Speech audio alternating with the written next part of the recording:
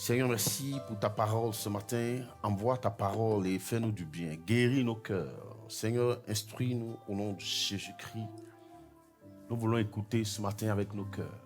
Où est ma bouche? Où est ma vie? Où est ma personne? Et envoie tes oracles. Je me soumets entièrement à toi, Père. Ce matin, c'est toi qui parles. Je veux me taire afin que toi-même tu parles ce matin. Au nom de Jésus-Christ. Merci, Seigneur. Amen. Le Seigneur me conduit à parler de l'importance de la prière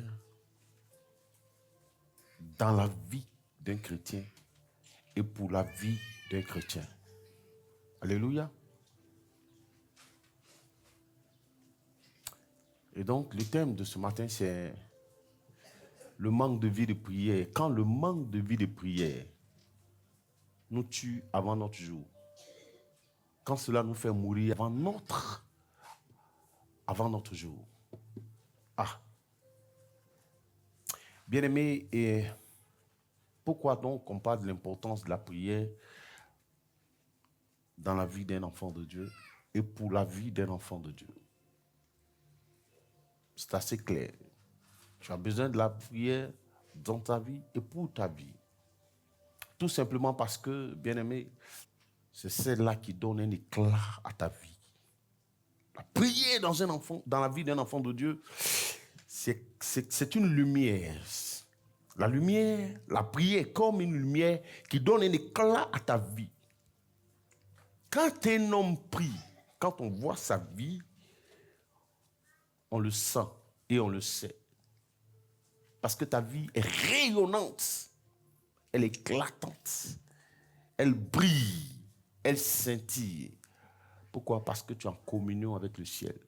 Or, le ciel, c'est la lumière. Sans elle, tu ne peux rien faire. Tu ne peux rien accomplir. Jésus le dit en Jean 15, au verset 5, je crois. Il dit, sans moi, verset 5, 7, il dit, sans moi, vous ne pouvez rien faire. Oh! Comment être en contact avec Christ? C'est par la prière. La prière, c'est l'âme du chrétien. L'homme, l'être humain, est un être tripartite. C'est-à-dire, il est composé de trois parties. C'est trois en un. Écoutez-moi bien, soyez attentifs parce que nous sommes de toute façon dans une période de prière. Et donc, si tu ne le fais pas, tu es en train de te tuer. Et je vais t'expliquer pourquoi. Donc, j'étais en train de dire que l'homme est tripartite. C'est-à-dire, c'est un être en trois. Il est composé de l'esprit, de l'âme et du corps. Donc, ces trois parties-là, chacune des parties a une nourriture spécifique. Ah ouais? Chacune des parties a une nourriture dont elle se nourrit. Et c'est une nourriture propre à chacune des parties. Chacune ne peut pas consommer ce que l'autre consomme. Et c'est comme pour justifier cela qu'en Matthieu 4, après les 40 jours de jeûne du Seigneur, lorsqu'il s'est retrouvé dans le désert, qu'est-ce que le Seigneur a dit? Lorsque le diable est venu le tenter et lui proposer de transformer les pierres en pain, qu'est-ce que Jésus a dit? Il dit, l'homme ne se nourrit. Il est écrit que l'homme ne se nourrira pas seulement que de pain. Il ne se nourrira pas seulement de pain. Si le Seigneur le dit, ça veut dire que l'homme a une autre nourriture. Sans elle, il ne peut pas être équilibré. Il ne peut pas être efficace. Ça, c'est le Seigneur qui le dit. Donc, ça sous-entend et ça veut traduire que l'homme ne doit pas se nourrir que de nourriture solide. Donc, l'homme qui est fait d'esprit, d'âme et de corps, le corps, pour être fort, a besoin de la nourriture physique que vous consommez à longueur de journée, les placalis, les clous. Maintenant, et les autres, et l'âme, et l'esprit. Si le Seigneur dit l'homme ne vivra pas que de pain, ça veut dire qu'il faut que les autres parties du corps qui constituent l'être humain doivent être elles aussi nourries. Et donc, quelle est la nourriture de l'âme? La nourriture de l'âme, c'est la parole de Dieu. Et de même que lorsque un homme ne mange pas, il est affaibli et il finit par mourir. Ainsi, si ton âme n'est pas nourrie de la parole de Dieu, elle sera affaiblie. Et l'esprit, lui, se nourrit de quoi? L'esprit se nourrit de la prière. Parce que l'esprit, souvenez-vous que lorsque Dieu a créé l'homme, à partir de la poussière de la terre, on a vu en Genèse 2, à partir du verset 7, que l'homme était sans vie. Donc le Seigneur, Dieu va souffler en lui un souffle de vie. Le souffle de vie, là, c'est l'esprit. Et c'est quand l'esprit est entré en lui qu'il a commencé à vivre. Donc l'esprit vient de Dieu. Donc cet esprit a besoin d'être permanemment en contact avec son Créateur. Et donc, chaque fois qu'il est en contact avec le Créateur, ça veut dire quoi? Il se vivifie. Il se bonifie. C'est-à-dire qu'il se vivifie en contact avec l'Esprit du Seigneur. C'est pourquoi l'Esprit se nourrit de la prière. Maintenant, regarde. Quand la Bible dit en 3 Jean, le verset 2, bien-aimé, je souhaite que tu prospères à tous égards. Bien, je souhaite que tu prospères à tous égards. Et sois en bonne santé. Et sois en bonne santé. Comme prospère l'état de ton âme. Comme prospère l'état de ton âme. Amen. Waouh! Le Seigneur dit que sa prière, sa volonté pour toi, c'est que tu prospères à tous égards, c'est-à-dire dans tous les domaines de la vie de l'homme, et que tu sois en plus en bonne santé, comme prospère l'état de ton âme. Ça veut dire que plus un homme médite la parole de Dieu, plus son âme devient forte.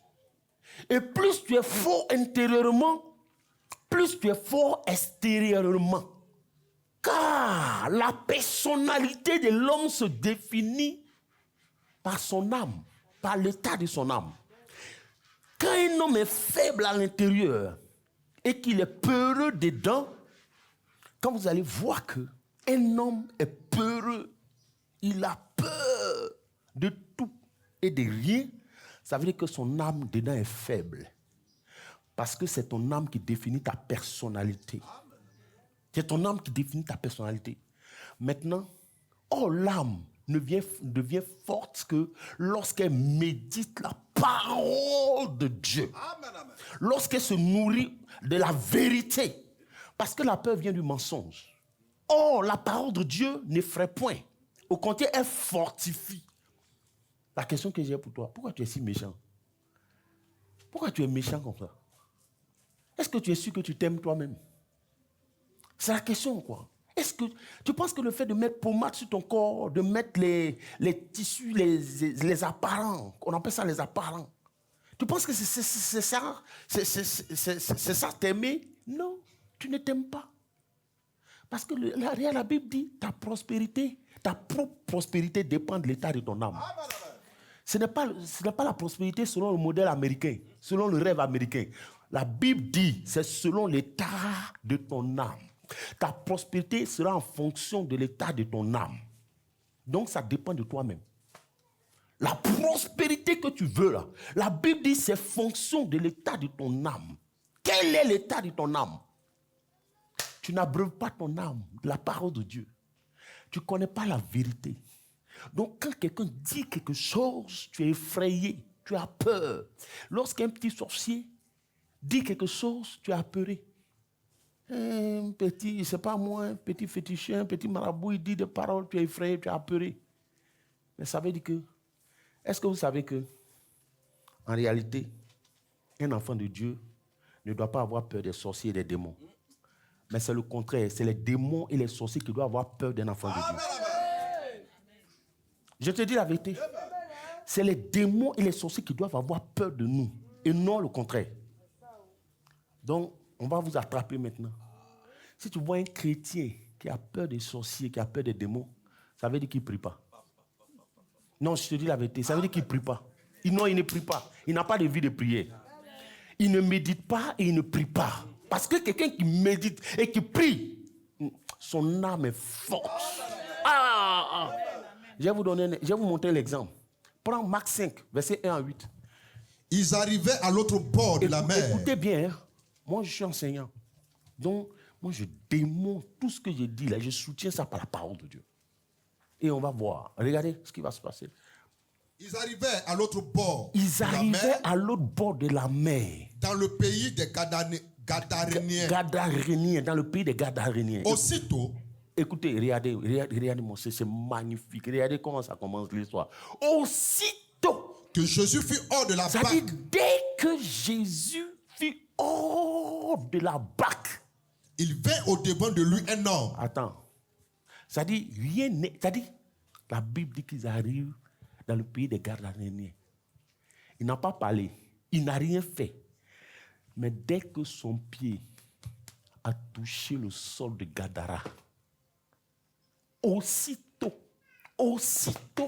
à l'instant même, tous les démons ont commencé à trembler. Il vint au devant de lui un homme. Il vint au devant de lui un homme Sortant des sépulcres sortant des sépulcres et possédé d'un esprit impur. et possédé d'un esprit impur. Cet homme avec sa demeure dans les sépulcres. Voilà un homme bien que vivant et il vivait parmi les morts. Il avait sa demeure non parmi les hommes mais parmi les morts. Il vivait pas dans les sépulcres. Donc au cimetière, oui. Et personne ne pouvait plus le lier, Et personne ne pouvait plus le lier. même avec une chaîne. Même avec une chaîne. Tellement le démon qui le possédait était furieux, féroce. On ne pouvait plus le lier. Il n'y avait plus de chaîne pour le lier. Oui, vas-y. Car souvent il avait eu des faits aux pieds Car souvent, il avait eu des fers aux pieds. et avait été lié de chaînes. Et avait été lié de chaînes.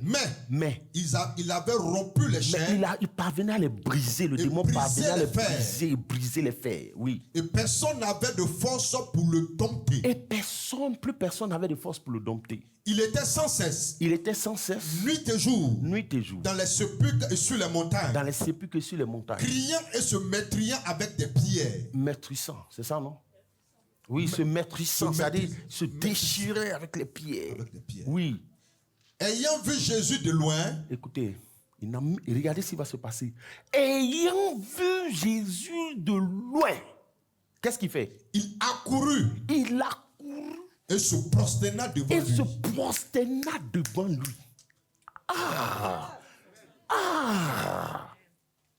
Sans même que le Christ n'ait eu besoin de l'appeler. Mais il a vu la lumière. Il a vu le feu en lui. Et sans qu'on ait eu besoin de lui dire, il a couru vers lui. Et s'écria d'une voix Il se forte. prosterna devant lui. Et il s'écria d'une voix forte. Et regardez ce qu'il va dire. Écoutez ce qu'il va dire. Qu'y a-t-il Qui a- entre moi et toi, Jésus, Qu'y a-t-il en toi et moi, Jésus? Fils de Dieu très haut? Fils de Dieu très haut. Je t'en conjure, Je t'en conjure, au nom de Dieu, au nom de Dieu, ne me tourmente pas. ne me tourmente pas. Alléluia. Donc le tourmenteur est tourmentable. Amen. Celui qui tourmente tous les jours, lui aussi, il est tourmentable alors. Waouh!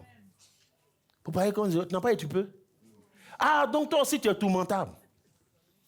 Le seul capable de tourmenter les démons. Là, tu vas me dire, c'est le Christ. Mais il t'a donné son esprit. Son esprit en toi. Vous avez entendu, non? Donc, en réalité, qu'un enfant de Dieu, dit né de Dieu, a peur d'aller dans son village. Quand il va dans son village, il a oublié de faire 21 jours de jeûne. Quand il ne peut pas aller construire dans son propre village, sous prétexte que les gens vont le tuer, ça veut dire qu'il n'a même pas de vie de prière. C'est ce que ça veut dire. Parce que la prière, c'est quoi? La prière active en nous le feu. Donc ça veut dire qu'il n'y a pas de feu en lui. Le feu est éteint. Je vous rends le témoignage d'un frère en Christ en son temps. Et à un moment donné, il a commencé à rétrograder. Il a rétrogradé, il a commencé à s'amuser, retourner dans les boîtes. Donc il arrive au village. Témoignage authentique. Hein? Il arrive au village et il y a un vieux qui s'approche de lui. Un vieux sorcier. Il dit, mon petit, où tu as mis ton feu là aujourd'hui? Le frère ne comprenait pas d'abord. Il dit, tu parles de quoi? Quel feu? Il dit, ton feu là, le feu qui est sur ta tête là. Quand tu viens, d'habitude, il y a un grand feu sur ta tête. Où tu as mis ça? Le Saint-Esprit a ouvert son esprit. Il a compris que que c'est pas bon. C'est-à-dire le premier car qui remontait sur Abidjan, il a sauté dedans, repentance. Mais je te dis, le vieux lui a dit, c'est moi tu veux blaguer, tu veux que ça me brûle quoi. C'est moi tu veux blaguer. Authentique. Tu as caché ça. Prier, c'est faire monter le feu en soi. Prier, c'est activer le feu de Dieu en nous. Donc un enfant de Dieu qui craint les démons, qui craint les esprits, ça veut dire qu'il ne prie pas. Or, si tu ne pries pas, il ne peut pas avoir de feu. Là, le seul langage qu'ils comprennent, c'est le feu, c'est le langage du feu. Donc, quand il ne voit pas le feu en toi, mais il ne peut pas avoir peur de toi. La nuit, tu dors, il danse gourmet. Dans ta vie, là. Matin, tu te réveilles avec des couvertures. Mais pas, ils ont dansé gourmet. Ils ont fait, oui. Ils ont fait de toi un cheval la nuit. Ils t'ont monté jusqu'à... Toi, tu as bien ici, tu t'as envoyé à Bouna, à Boisseau la nuit. Tu as envoyé partout à Nimbeleko. Le matin, quand tu es c'est parce que tout mon corps me fait mal. Moi, je devais faire quoi? On t'a dit, moi, mon corps, quand il me réveille le matin, il est couvertu, jamais. Un enfant de Dieu qui a peur des sorciers, ça dit qu'il ne prie pas. Ça dit que les pasteurs doivent savoir qu'il ne prie pas. Parce que plus tu pries, plus tu médites, plus la foi monte en toi. C'est-à-dire que tu as envie de casser du démon. Toi-même, tu es pressé, tu as envie de casser du démon. Plutôt que d'avoir peur de fuir. Bien-aimé, l'âme de l'homme se nourrit de la parole de Dieu. Et c'est dans ton intérêt de méditer la parole. Parce que si tu ne médites pas là. Donc ça veut dire que plus tu médites, plus tu deviens fort, plus tu prospères. Mais oui. Comme j'ai l'habitude de le dire, dans ce monde-là, voici les deux choses qui marchent. Soit tu es avec le diable, alors tu te donnes en fond, et puis tu manges à fond. Mais un jour viendra où tu vas rendre tout ça. Il va te faire rendre tout ça. Il va mettre son poing dans ta gorge. Tu vas vomir, même ce que tu n'as pas mangé. Tu vas vomir. Ça dit que c'est le choix. Mais si tu es avec le Christ, il faut te donner aussi à fond. Et puis tu manges avec lui pour la vie éternelle. C'est-à-dire, jamais tu ne vas rendre. Personne ne va te venir t'encaisser quoi que ce soit. Parce que manger le diable signifie, je prends crédit chez lui. Donc, quand on emprunte chez quelqu'un, mon ami, il faut payer. Mais lui là, sa façon spéciale de t'encaisser. Un matin, il vient, toute la famille, incendie dans la maison, tout le monde brûle. Accident, tout le monde meurt. Comment tu peux justifier? Comment tu peux comprendre ça? Lui, non, il ne te dit pas. Il sait que. Il dit, mon ami, il est encaissé. Tu es d'accord qu'il est encaissé, non? Mais il ne te dira pas quand et comment. Ça peut être par noyade. Ça peut être par incendie. Ça peut être par accident. Donc, bien aimé, la Bible dit prospère à tous égards comme prospère l'état de ton âme. Ce que tu es à l'intérieur, c'est ce qui se reflète à l'extérieur. Quand tu arrives au village, les vieux là, quand ils te regardent, ils savent, ils t'évitent parce que tu es un homme de prière. Bien aimé, est-ce que vous savez que de même que un homme qui manque d'air, qu'est-ce qu'il fait? Il étouffe, non? Il étouffe et puis il meurt, non? Ainsi, un enfant de Dieu qui ne prie pas meurt avant son temps. C'est-à-dire, bien qu'étant vivant, il est mort. Pourquoi? Parce que tu ne pries pas. Et l'âme, ton âme, va s'affaiblir, ton esprit va s'affaiblir. C'est-à-dire, finalement, tu es mort. Mais si Christ ne prend pas la place dans ta vie, c'est pourquoi quelqu'un qui n'est pas en contact avec l'Esprit de Dieu, quelqu'un qui ne prie pas, quelqu'un qui ne médite pas, pour ceux qui étaient là le jeudi, on a fait une semaine de jeûne et de prière pour le pays. Moi, je ne suis pas prophète, mais j'ai la connaissance. Nous, le Seigneur, ce n'est pas comme les prophètes, mais quand il nous parle, ça ne ment pas. Il nous conduit, il nous inspire. Le jeudi, on a prié ici, nous, pour le pays. Ça, c'est juste une parenthèse. J'ai dit, on n'a qu'à donner, on n'a qu'à dire à la Côte d'Ivoire, tu ne boiras pas le sang de tes enfants. Et que tous les hôtels que les gens ont élevés là, on n'a qu'à leur donner en lieu et place du sang des Ivoiriens, le sang de Christ.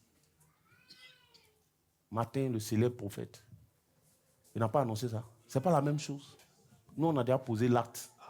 On n'a pas eu besoin d'acheter 20. Mais nous, on prie en esprit et en vérité. Je ne parle pas contre lui. Je ne condamne pas ce qu'il a dit. Hein, mais je dis que l'Esprit de Dieu est un. Nous, on a posé cet acte-là ici le jeudi. Autel, nous vous donnons à boire le sang de l'agneau en remplacement du sang des Ivoiriens. Côte d'Ivoire, tu ne boiras pas le sang de tes enfants parce qu'une mère ne boit pas le sang de ses enfants. On a fait ça ici jeudi. Vendredi, ça a pris toute la Côte d'Ivoire. Les gens qui allaient acheter 20 pour poser cet acte prophétique. Ça veut dire que on est dans la vérité. On est conduit par l'Esprit. Mais cela, c'est quand tu es en communion avec le Saint-Esprit qu'il est capable de te conduire ainsi. Amen. Un chrétien qui ne prie pas, il est mort. Sa vie devient un nez de jeu pour les démons, pour les esprits, pour les sorciers. C'est pourquoi tu te réveilles le matin, tu es fatigué, tu es traumatisé, tu es apeuré. Bien-aimé, la prière, c'est important. C'est extrêmement important. Et donc, nous allons voir un passage qui va faire l'objet de notre méditation en Luc 18, versets 1 à 8. Jésus leur adressa une parabole pour montrer qu'il faut toujours prier et ne point se relâcher. Regardez déjà, l'introduction même annonce les couleurs.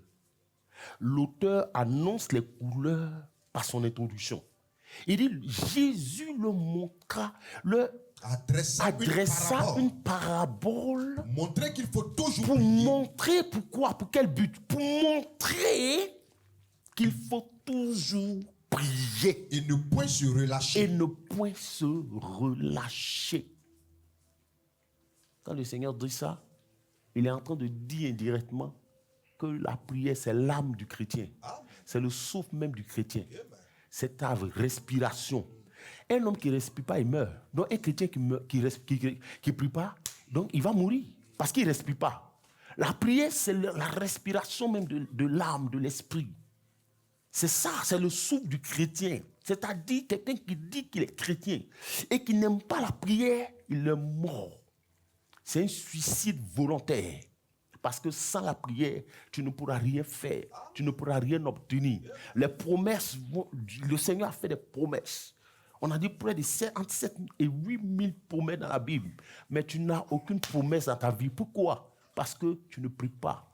Et bien même que Proverbe 10, verset 6 nous dit que les bénédictions sont sur la tête du juste. Il y a des bénédictions sur la tête du juste. Ça est sur ta tête. Tu te balades avec ça partout, à Yamé, partout. Mais rien ne descend sur ta vie. Pourquoi? Parce que tu n'as pas une vie de prière. Bien-aimé, c'est par la prière qu'on parle à Dieu.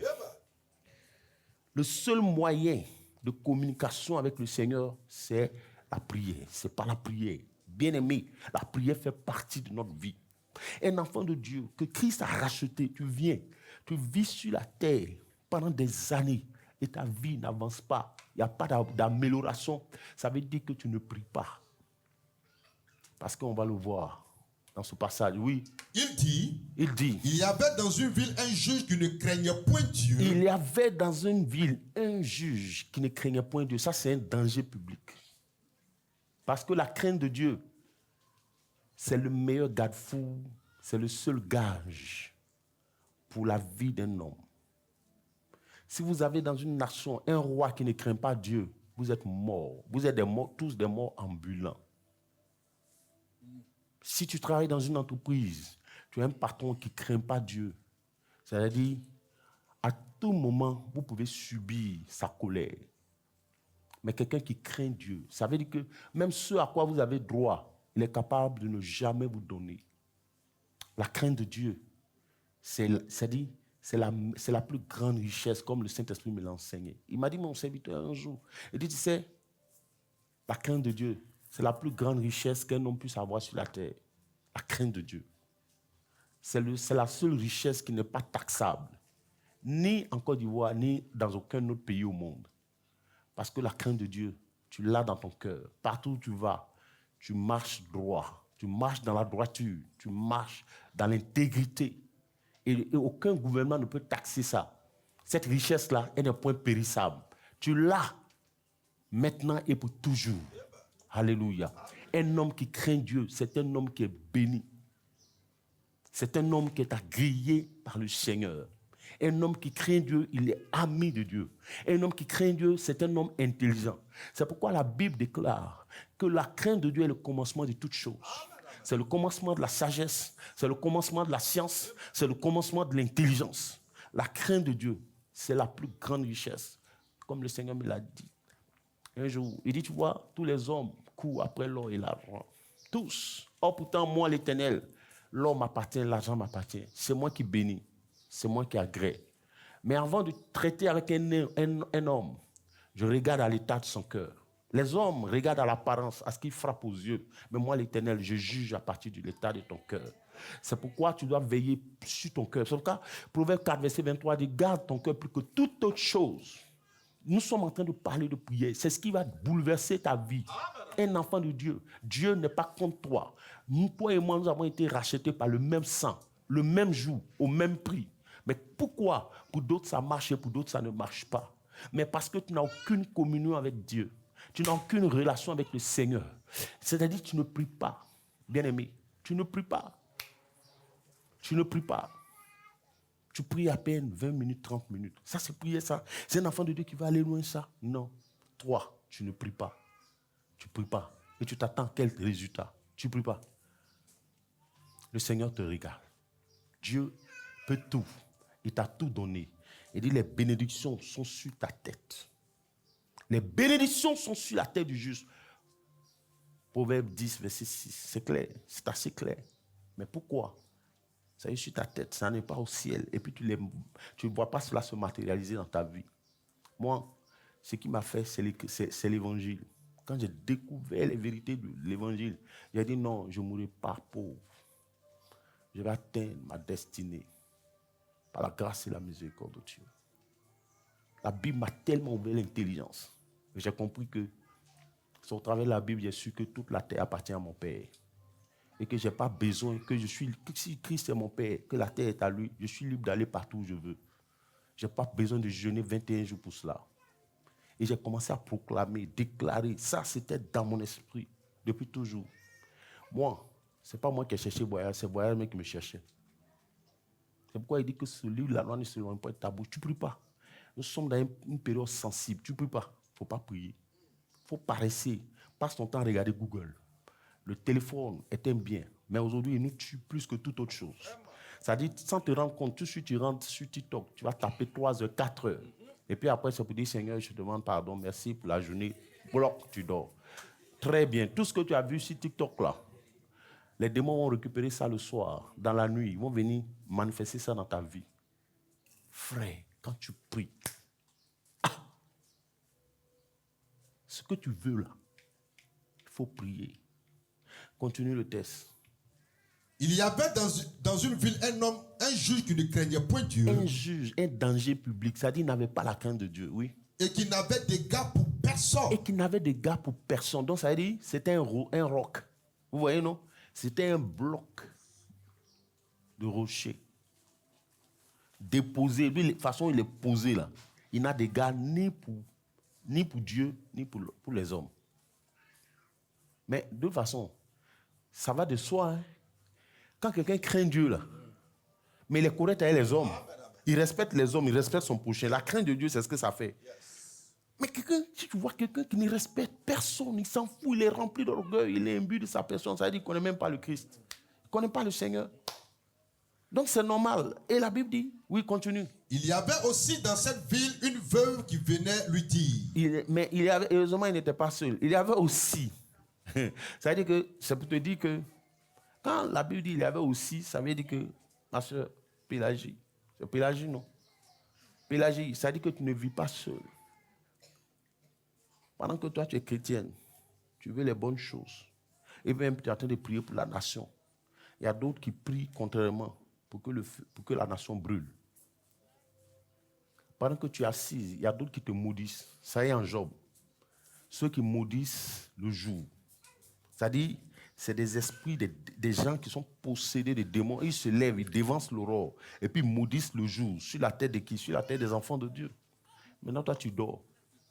Lui, il se réveille et puis maudit le jour. Il prie qu'il y ait des accidents, qu'il y ait des morts, que toi tu ne réussisses pas.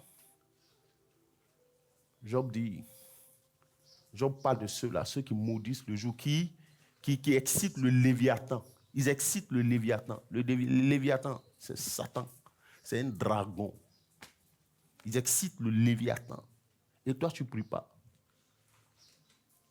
On t'a dit, on va te donner un marché. Tu te réjouis et tu ne pries pas. Parce que juste on t'a annoncé.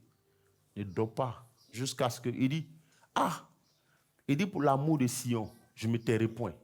Tant que cela ne s'est pas matérialisé, je ne me tais pas. Je continue de crier.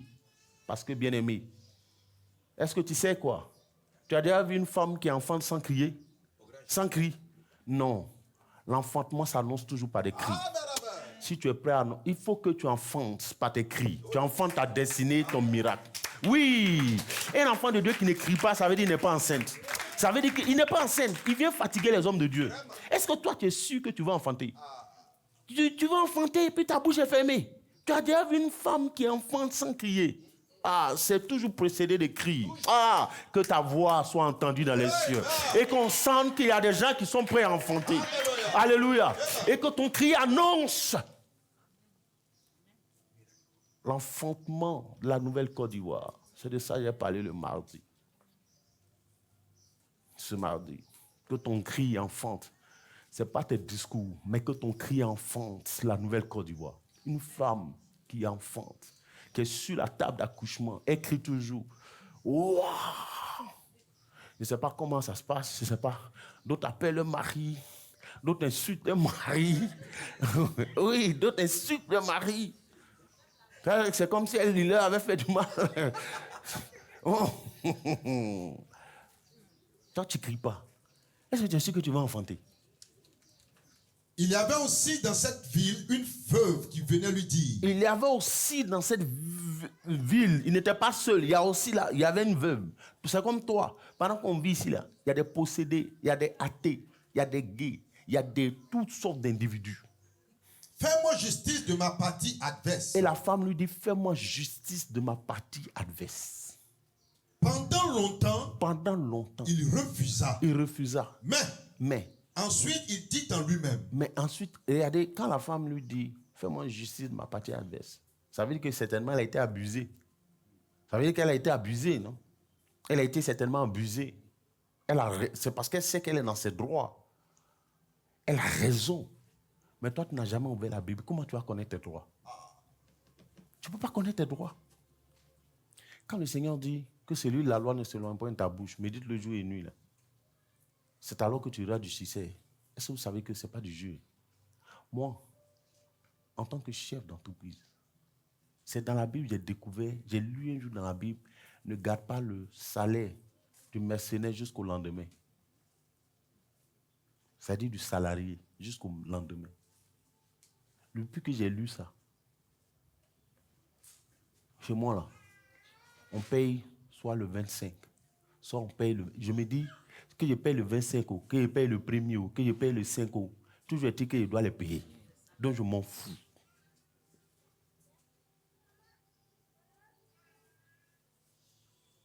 Oui.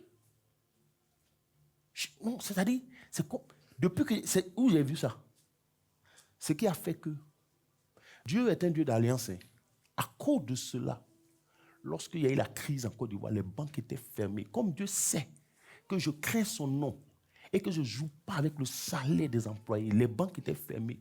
Le Seigneur a permis que des entreprises me donnent des millions en espèces. Mes employés étaient toujours payés pendant toute la crise. Parce qu'ils sont restés, ils travaillaient toujours pendant la crise. C'est ça qu'on appelle l'alliance. Mais tu n'ouvres pas la Bible. Tu es chef d'entreprise. Tu ne sais même pas ce que la Bible dit concernant l'entreprise. Tu vas faire comment?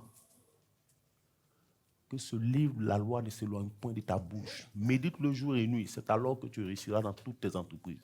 C'est alors que tu auras du succès. Tu ne nourris pas ton âme. Que quelqu'un ne connaît pas la vérité biblique, un enfant même va venir, commence à lancer des paroles de malédiction, tu as apeuré. Un petit sorcier là, dans ton village, il dit des choses, tu as apeuré. C'est là, ça veut dire que tu ne médites pas. Tu veux que le Seigneur fasse quoi? Il n'a qu'à descendre spécialement pour toi. Et la femme dit, fais-moi justice de ma partie adverse. Et qu'est-ce qui s'est passé? Mais pendant longtemps, il refusa. Mais ensuite, il dit en lui-même. Quoique je ne craigne point Dieu et que je n'ai d'égard pour personne, néanmoins. Lui-même, il dit, quoique ne craignant pas Dieu, quoique je ne craigne pas Dieu et que je m'en fous de quelqu'un, je m'en fous de personne.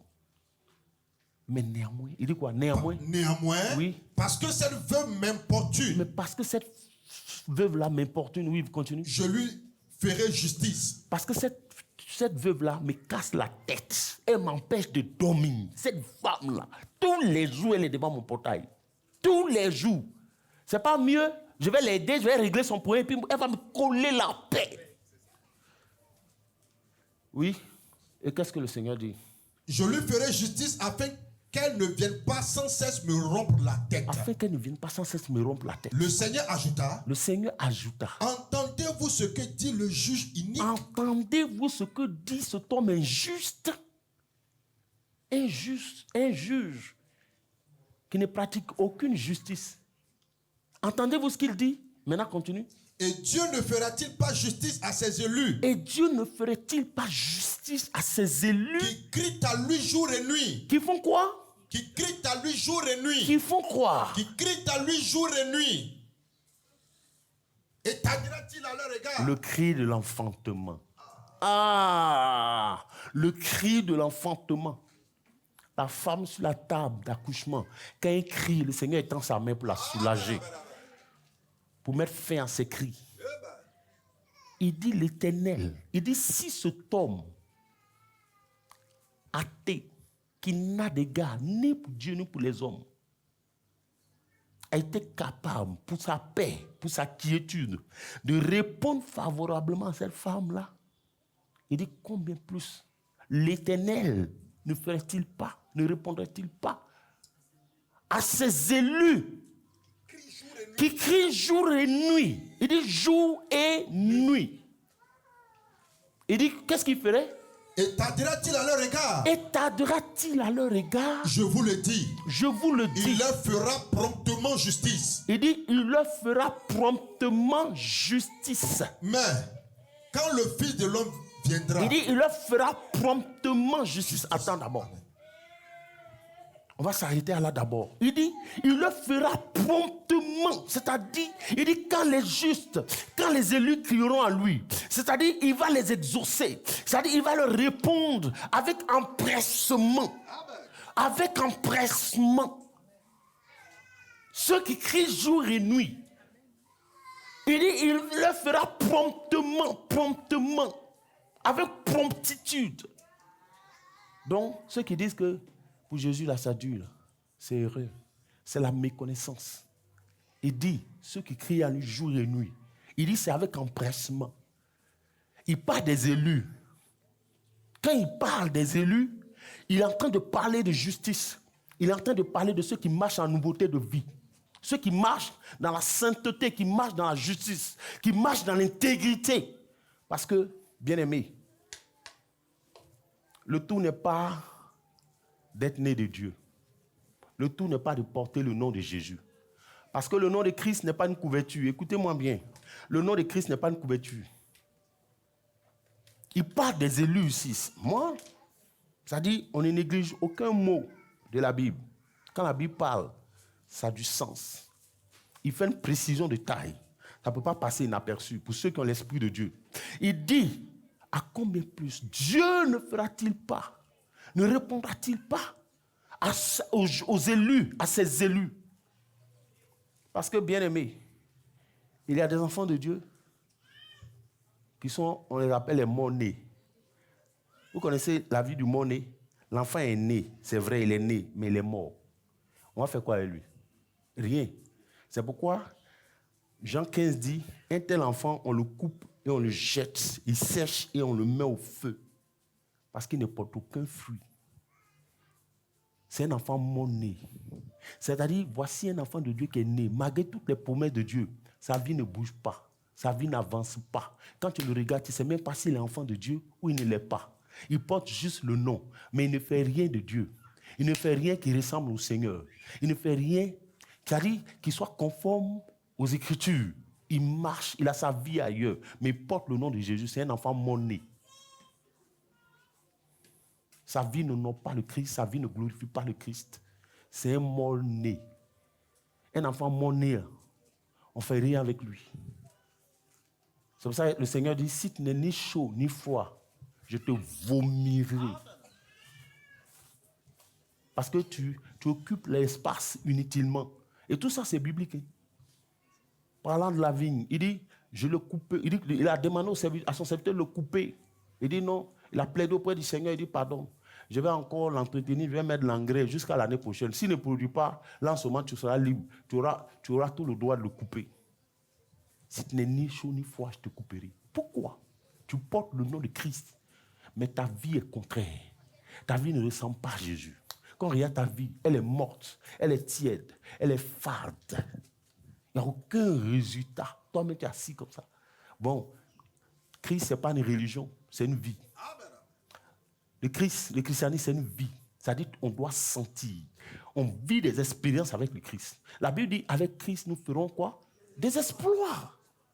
Tu es appelé, toi qui portes le nom de Christ, tu es appelé à faire des exploits dans ton commerce, dans ton foyer, dans ton travail, dans tes études. On doit sentir la différence. Parce que tu portes le nom de Christ et l'Esprit du Seigneur en toi. Regardez la veuve. Elle savait à qui elle avait affaire. Elle savait que c'était un roc qui est assis. Quand lui il est assis, là, il ne bouge pas. Vous comprenez? Elle sait que c'est un roc, non? Parce que la Bible dit, il ne craint ni Dieu, il n'a ni égard pour Dieu et pour les hommes, n'est-ce pas? Donc, il n'a aucune crainte de Dieu dans son cœur. Donc, c'est un roc. Où il est assis là, il s'en fout de quelqu'un. Lui, il s'en fout de faire justice à qui que ce soit. Il ne sait pas ce que signifie la justice. Donc, c'est un rocher qui était assis. Où il est déposé là-bas. Il ne bouge pas. La veuve savait ça, non? Elle était consciente. Mais est-ce que cela l'empêchait d'aller frapper à sa porte tous les jours? Parce que la veuve a lu ceci. Elle a découvert un secret. Elle savait que c'était un roc, non? Elle a découvert un secret en Jérémie 23, verset 29. Je sais que les gens ont oublié. Ma parole n'était pas comme un feu. Ma parole n'était pas comme un feu, dit l'Éternel. Et comme un marteau qui brise le roc. Amen. Elle a lu ça quelque part. Elle connaissait cette vérité. Elle dit, toi, tu es un roc, non? Mais moi, j'ai été brisé. J'ai été cassé même. Ta méchanceté, ta cruauté, là. Ils n'ont pas dit, tu ne crains pas Dieu. Je sais que tu ne crains pas Dieu. Je connais l'état de ton cœur. Mais tu as affaire à moi. Je vais te cogner chaque jour jusqu'à ce que tu finisses par te briser. Et chaque jour, elle était là. C'est qui? C'est moi. Oui, qu'est-ce qu'il y a? C'est mon affaire, là. L'affaire dont je t'ai parlé hier, là. Ne m'emmerde pas, c'est quoi ton problème? Elle s'en va. 3 jours après, elle revient. On dit c'est la même vieille là. Papa dit, tu ne reçois pas. Elle s'en va. Elle se met en genoux, elle bénit son Dieu. Elle dit, Seigneur, merci parce que ce rocher va se briser. Ah! Parce que c'est toi qui détiens les clés des portes. Tu m'as promis que, Seigneur, tu es avec moi. Et je crois qu'en ton nom, ce rocher va se briser. Elle retourne encore. Elle retourne. Un jour, il est venu, il dit, oui. C'est quoi ton affaire là même? C'est quoi? Elle dit, mais je t'ai dit de faire partie. Il dit, ok, d'accord, c'est compris. Il faut que je règle ça et puis je vais avoir la paix. Ma famille et moi, on va avoir la paix. On n'a pas dit que tu es têtu. Et la Bible dit, finalement, elle a obtenu gain de cause. Quel est ton sujet? Quel est le rocher de ta vie qui semble, c'est-à-dire imperturbable, immobile et qui ne bouge pas? Bien-aimé, le Seigneur dit, ceux qui crient jour et nuit, qui crient à lui, qui prient, ça ne s'achète pas, ça ne se vend pas. Ouvre ta bouche et parle. Bien-aimé, tu ne veux pas prier. Mais si tu ne pries pas, tu n'auras rien. Regardez, je vous ai dit ici que la sentinelle du pays, c'est l'Église. Si nous ne prions pas, la situation ne va pas changer. Elle ne va pas évoluer. Ceux qui enfantent la nation, là, ce ne sont pas les hommes politiques, c'est les enfants de Dieu. Ceux qui crient à Dieu. C'est pourquoi aujourd'hui, mais comme l'Église fait comme eux, c'est pour ça que l'Église, on ne demande même pas notre avis. On ne demande pas notre avis. Pourquoi? Parce que l'Église est morte. Elle est rentrée dans la compromission. L'Église ne prie pas. Il y avait un jeune serviteur de Dieu, j'ai oublié son nom. Mais en son temps, la reine d'Angleterre disait qu'elle avait plus peur de ses prières que de n'importe quelle bombe. Parce qu'il prie. Il peut fermer le ciel. Quand il prie jusqu'à... C'est-à-dire là où il est, là, ça tremble. C'est un homme consacré à Dieu. Il redoutait ses prières. Il dit, j'ai plus peur de ses prières que n'importe quel canon, coup de canon. La prière est une puissance. Celui qui prie, il est en train de prendre des décisions pour sa vie. Celui qui prie, il est en train de dire, je ne veux pas de cette situation. Mais tu ne pries pas. Un enfant de Dieu. Mais un enfant de Dieu, ça signifie prière. Un enfant de Dieu, c'est quelqu'un qui prie. Ce n'est pas quelqu'un qui prend des bois pour aller dans les rues. Qui prend des machettes pour aller dans les rues. Mais il prend les décisions dans sa chambre. Il est avec le Père. Il crie à Dieu. Et puis la situation change. Vous savez ce que le Seigneur est en train de faire en ce moment ici? Les administrateurs. Nous on prie. Actuellement, le Seigneur, c'est-à-dire c'est ce qui est en train de se passer là. Pour l'instant, je n'ai même pas envie de parler de ça. Vous pensez que nous, on ne s'est pas adressé à eux.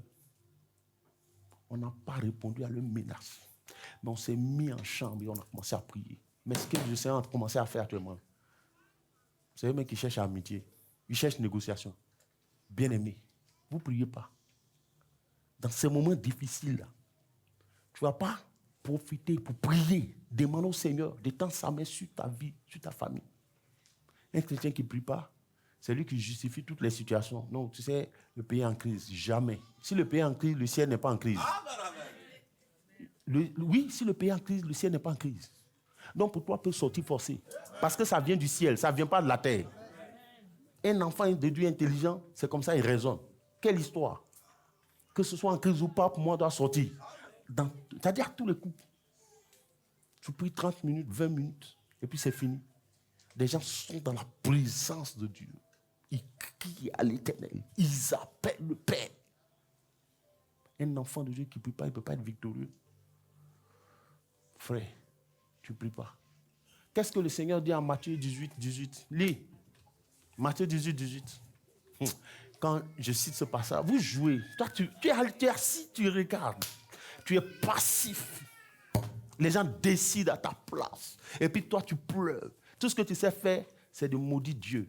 De murmurer contre l'Éternel. Honte. Oh, honte. T'as pas honte? Gros gaillard. Honte à toi. Paresseux. Tu n'aimes pas prier. Dieu attend ta prière pour agir. Tant que tu ne prieras pas, Dieu ne fera rien. Je te dis la vérité, il ne fera rien. Il a besoin que tu te lèves. Parce qu'il est le Dieu qui change le cours des choses. Tu veux que ta vie change? Tu penses que c'est en regardant YouTube? Tu penses que c'est en dénigrant, en restant dans le verbiage? Non, descends. Va au charbon. Le prix se paye là-bas. La Bible dit, celui qui sème avec des larmes, qui ensemence son champ avec des larmes, reviendra avec des gemmes. Aujourd'hui, c'est les chrétiens chocos. Un modèle de chrétien paresseux, chocos. Tu vois les jeunes là aujourd'hui, ils ne connaissent pas ce qu'on appelle le jeûne, ils ne connaissent pas ce qu'on appelle la prière. Ils sont là, ils s'amusent. Ils vivent dans tout et n'importe quoi. Ils veulent que leur vie change. Et ils cherchent un pasteur qui a en l'onction. D'accord. Allez, ils vont vous vendre toutes sortes de choses. Et puis à la fin, vous allez rester sur la terre. Vous ne connaissez pas ce qu'on appelle le jeûne. Nous, quand on a donné notre vie au Seigneur, on a été forgés dans le jeûne et dans la prière. On était jeunes. Ça dit toute ma vie, c'était le jeûne. Jeûne. Au point où moi, quand on dit on fait jeûne, on dit on fait 21 jours. Tant qu'il n'a pas fait 3 jours à sec, je ne sens pas le jeûne. Ça dit, je sens que ça c'est de la formalité, quoi. C'est comme la religion, je commence toujours à être 3 jours sans manger, sans boire. Aucune goutte d'eau. Et puis maintenant, si tu dis 21 jours, on va continuer. Mais il faut qu'il tape d'abord. Mais ça dit, ça me fait rentrer dans la présence de Dieu. Mais tu as moyen matin, tu descends le soir, dimanche matin, tu descends le soir. Ça, c'est amusement. Tu commandes d'abord, tu meurs 3 jours, comme le Christ. Maintenant, quand tu sors de là, ton esprit est ouvert, tu captes tout. C'est ce qu'on a fait. Et je suis rentré dans un ministère comme ça. Je suis rentré un samedi, quoi. Quand je suis rentré, un homme de Dieu qui était là. Mais le feu qu'il a vu, là, il s'est déplacé, il est venu vers moi, il dit, pa. Il dit, mais mon fils, quoi? Il dit, mais tu pries? Ce que le Seigneur m'a montré sur toi. Mais continue comme ça. Il faut passer le temps dans la présence de Dieu. Je nous vois aujourd'hui, on a les résultats là. Tu penses c'est quoi? C'est pour ça qu'on ne peut pas avoir peur des démons et des esprits. S'ils s'amusent. Moi, je n'ai pas peur de prier. Je suis allé jeûner. Je partais jeûner sur la rue de Dabou. J'ai commencé à 5 heures. En prière qu'à 18 heures. Tous ceux qui étaient dans le camp ont eu une prophétie sur moi. Tous ceux qui étaient en jeûne et prière ont eu une révélation sur ma personne. Vous jouez de 5 à 18 heures. Non-stop. Forcément, ils vont avoir prophétie, ils vont avoir révélation.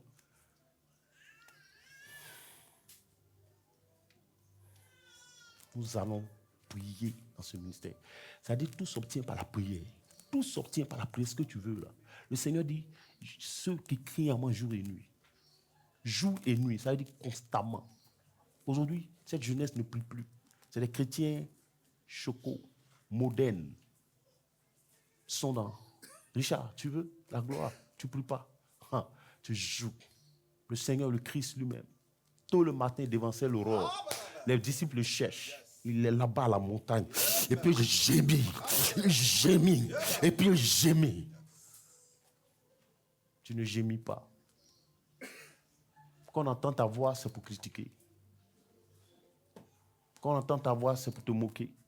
C'est pour médire. Tu ne peux pas avoir de résultats si tu ne pries pas.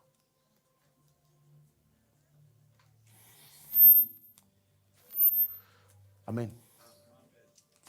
Mais oui, il faut revenir à la prière, la veuve. C'est pour ça qu'à la fin, le Seigneur dit quoi? Au dernier verset, qu'est-ce que le Seigneur dit?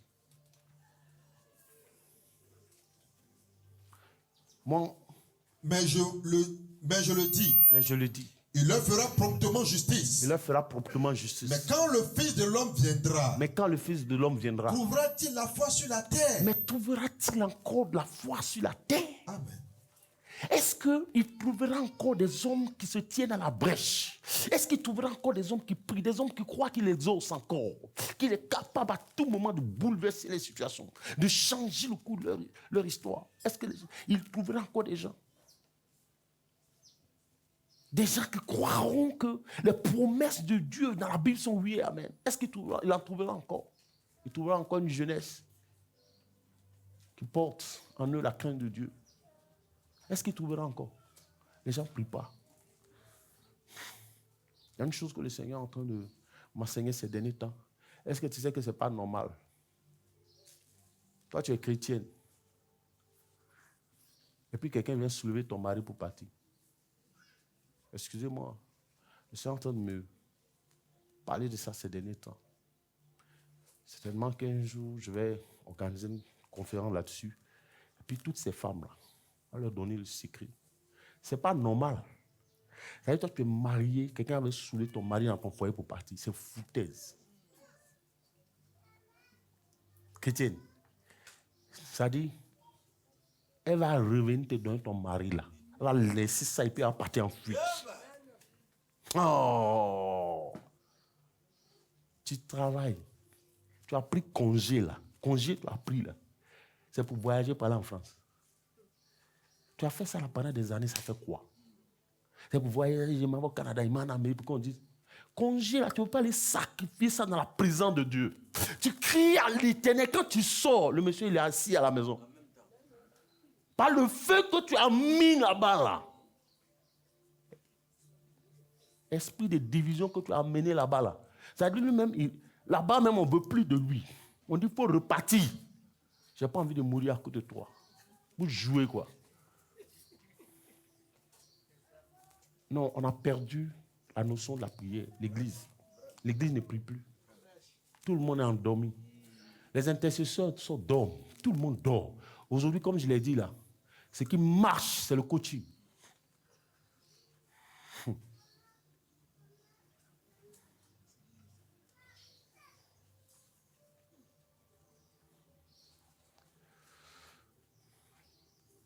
Ah non, tu ne pries pas, tu n'auras rien. Je te dis ça. Ben. Parce que le chrétien, c'est la prière. Être chrétien, ça rime à la prière. Il faut être capable de payer le prix, de te taire, de jeûner, de prier.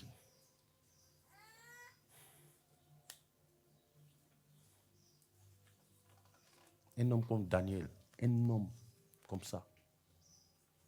Quelqu'un a fait son rêve. Lui n'était pas dans sa chambre. Rêve, il a fait là. Il dit, quelqu'un il a oublié. On n'a qu'à lui rappeler ça et puis on lui donne l'explication. Ah, roi, toi aussi.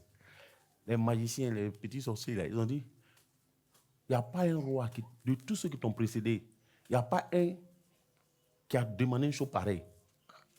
Toi, il faut dire ton rêve que toi-même tu as fait. Et puis nous, on va te donner l'explication. Il dit, il a oublié. Sinon, je vais vous égorger. Ah! Nebuchadnezzar, toi aussi. Un roi terrible. Nous, là, ce qu'on sait faire, c'est quand tu expliques, nous, quand tu racontes, nous, on te donne le sang. Mais toi, c'est-à-dire que chacun a sa responsabilité. Toi, ta responsabilité, c'est de nous dire le rêve que tu as fait. Nous, notre responsabilité, c'est d'expliquer. Toi, tu dis, nous, on n'a qu'à faire les deux. Nous, on n'était pas dans ta couche. Ce que tu as vu dans ta couche, nous, on n'a qu'à rentrer dans ta tête pour ressortir ça et puis donner explication. Il dit, si vous n'avez pas fait ça, vous et vos familles, je vous extermine.